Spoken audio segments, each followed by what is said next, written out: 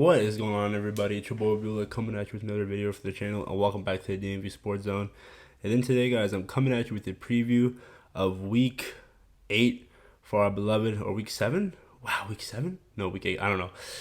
NFL season is almost midway. That's crazy. Washington Commanders versus Indianapolis Colts Sunday, 4:25. America's game of the week. Somehow. Before I get into the video, please make sure to like, comment, subscribe for more DMV Sports content. I try to push out as much fire content out there as possible. And let's get straight to the video. Well, this is huge, man. Commanders are on a 2-game win streak. They could extend it to 3, and it kind of increases their chances of a win this Sunday as the Colts are benching Matt Ryan, or he's dealing with an injury. And rookie or a young guy from Texas named Sam Ehlinger is playing to have his first career start in the regular season.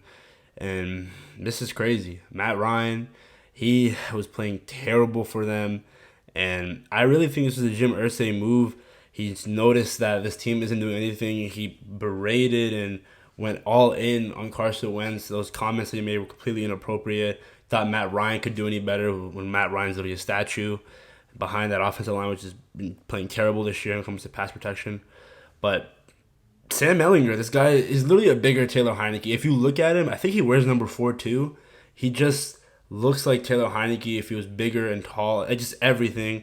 And he has the mobility like Taylor. So that's one thing that I'm pretty sure they like over Matt Ryan, is that Sam can probably extend plays, and Matt's just a guy that's in the pocket, and his mobility is very limited, or he doesn't even have much mobility.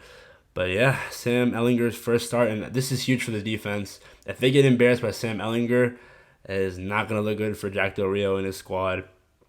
Well, let's talk about injury-wise. Our Washington Commanders ruled out is Cole Holcomb, Cole Turner, Jahan Dotson, and Liam Jackson III.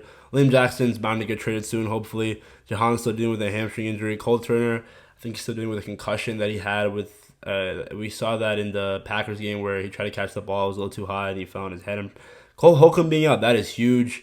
You need guys like David Mayo, John Bostic to step up. Jamin Davis is probably going to have to step up a lot. He's been playing good recently when it comes to tackling and solo tackles, so that's great to see. Questionable is Sadiq Charles, De'Ami Brown, Logan Thomas. Hopefully Logan comes back and he balls out against the guy that got him hurt last year, and Yannick Ngakoue on the Colts defensive line. De'Ami Brown, I think it would be nice to get him back since we have Jahan out. But again, the wide receiver core is our strength on this team, and we have Curtis Samuel, Terry, Cam Sims, Dax Milne. So we're not too thin at wide receiver compared to last year. Sadiq Charles would be nice. We need to give Taylor as much offensive line help as we can, because he can only do so much running. But let's talk about the Colts. Shaquille Leonard, former name Darius, is now back on the lineup. He's, I think, back after a 3-week being benched for 3 weeks because of injury.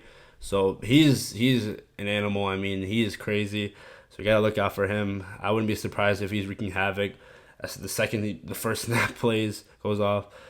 And when it comes to the Colts offensive line, like I said, they are terrible. Matt Ryan, I think, was a top 3 sacked QB. And overall, I think they're paying them a lot of money just to be bad. So I expect our defensive line to get home. Jonathan Allen, Deron Payne, Casey Toohill, David Obata, Faye Obata, all these guys. Chase Young, I want to talk about him. Hopefully he's back in a few weeks. But again, we don't want to rush him. RG3 said this on Twitter. I want Washington to be patient with the second overall pick from last year. You don't want to rush him back when he's not ready. Kind of reminds me of what he had to deal with when he was in Washington. So Chase, just as soon as he's ready, let him play. Don't rush him back at all. It's not worth it. We're going back to the Colts offensive line. I expect our defensive line to eat. Got to get home on these sacks. Sam Ehlinger, it's his first career start, so this is new to everything. Is he gonna gather around all the troops in Indianapolis and win the locker room in 1 week? I don't think so. So you got to get after him. Strip sacks, put pressure on him. He's going to turn the ball over. Just got to make sure we got to contain him, because I would imagine that the Colts drop a lot of RPOs for this guy, because, again, it's his first career start. Let's talk about the Colts defensively. DeForest Buckner, Yannick Ngakoue, Stephon Gilmore, Ronnie McLeod. Their defense is nothing to be reckoned with. Darius Leonard. It's going to be scary. We got to make sure that we hold on to the ball and limit turnovers, which I'll get to keys the game eventually. Jonathan Taylor, one of the had a great year last year. This year, not so great. I don't know if that's more on him or if it's just the Colts offensive line, but he is he's one of the best running backs in this league. So what we have to do is contain him, maybe limit him to 70 to 80 yards. If that's the case, if we keep him under 70, 80, that's a W for the defense. So you got to make sure you got to watch out for him. They have receivers like Michael Pittman, who is borderline a wide receiver one. Paris Campbell's a speedster. Alec Pierce is pretty good. They have Jelani Woods, this big tight end from UVA. He's a monster. He's been playing great. He's a rookie. Mo Alley Cox, he could be a red zone threat. So again, this is a way better wide receiving core compared to what the Packers had last week. So we got to make sure we're ready for them. And let's talk about the keys to victory. Key number one: get the ball to our playmakers.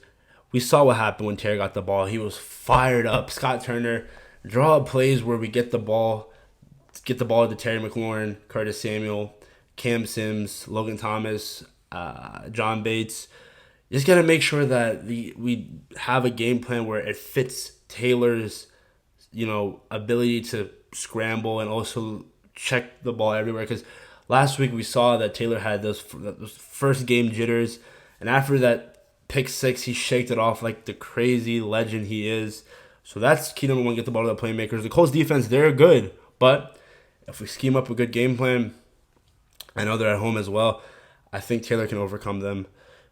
Key number two: run game needs to get going. Antonio Gibson and Brian Robinson had a field day last week against Green Bay. This week's going to be more tough, but if we get the run game going, even sprinkle some J.D. McKissick in there, it opens up the playbook for the passing offense, play action, and all that. So Scott Turner, you got to make sure you have a good balance of that, of knowing when to run the ball, when to not. And we're probably going to have to run more on the outside because, again, that defensive line is crazy. DeForest Buckner is a monster. Key number three, and it'll always be a victory or key to victory: win the turnover battle. We just got to make sure that we hold on to the ball. We can't give Indianapolis too many opportunities. Again, Sam is a young guy, but if we underestimate his ability and just think this is an easy win, we already lost. We got to make sure that we hold on to the ball when it comes to punt returns, kickoff returns. If I see more kickoff returns from Dax Milne and Antonio Gibson, I'm going to lose it. I just can't watch Dax Milne return the ball anymore. It makes me want to throw up. But this defense needs to cause turnovers, man. And there's no other week to do it than this week. It's a new guy, literally. His first career start. I expect that defensive line to put pressure on him. Montez Sweat, I expect a big game from you. This was the team that you could have gone to, but we traded up for him. And talking about the Indianapolis Colts and the Washington Commanders, there's so much history behind this. Jim Irsay versus Dan Schneider. Jim Irsay talking about Dan Schneider in public and just going at him. And the Carson Wentz thing. And just there's a lot of stuff happening. And now to the prediction of the game. I actually have us losing 20-17. I just feel like it's going to be a really, really low scoring game, and I think at the end we somehow let Sam Ehlinger get down to field goal range, and I forgot who their kicker is, but he makes the game winning field goal. But hopefully I'm wrong, guys, because a 3-game winning streak would be nice, and we can finally get back to 500. But let me know your thoughts. Joey Sly, please make your kicks if we actually want to win this game. Probably going to come down to that. It's a dome. It's indoor, so there's really no excuses, no win, nothing. With that being said, I'm out. Commanders, prove me wrong. We got to get a 4-4. And, yeah, praying for a W. All right, guys. Also, make sure to follow us on all social media platforms: TikTok, Instagram, Twitter, DMVSportsZone. All right, now I'm finally out. Enjoy your guys' weekend. All right, guys. Peace.